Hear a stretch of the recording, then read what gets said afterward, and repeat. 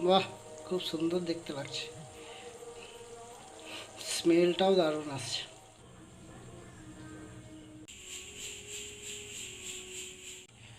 সব কিছু paste ready করে নিয়েছি। এটা হচ্ছে আদরক রসুন আর কাঁচা লঙ্কার পেস্ট। এটা হচ্ছে কাজু কাজু পেস্ট। এটা হচ্ছে টমেটো। এই কাবলি ছোলাটাকে 6 ঘন্টা ভিজিয়ে রেখে তারপর এটাকে নুন জলে সেদ্ধ করে নিয়েছি। কড়াই গরম হয়ে গেছে, এবার এর মধ্যে সাদা তেল ঢেলে দেবো। তেল গরম হয়ে গেছে, এবার এর মধ্যে পনিরগুলো ভেজে নেব।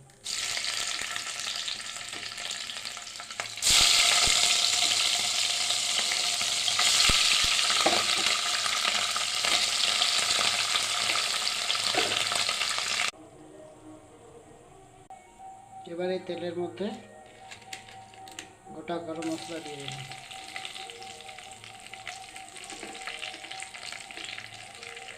কাঁচা লঙ্কা দিয়ে দেব,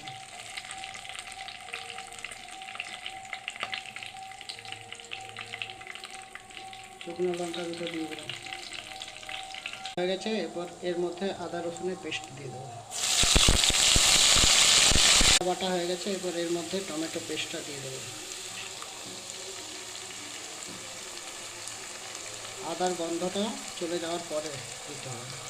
এটা তেল ছাড়ছে, এবার এর মধ্যে মশলাগুলো অ্যাড করে দেবো।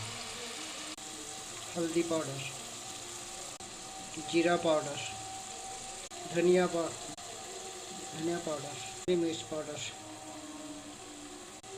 সামান্য একটু লবণ।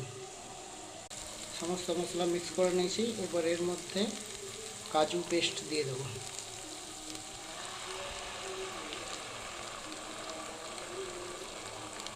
অল্প একটু জল দিয়ে দিলাম। তেল ছাড়ছে, এবার এর মধ্যে পনির দিয়ে দিলাম। আর চানা যেটা সেদ্ধ করা ছিল সেটা দিয়ে দিলাম।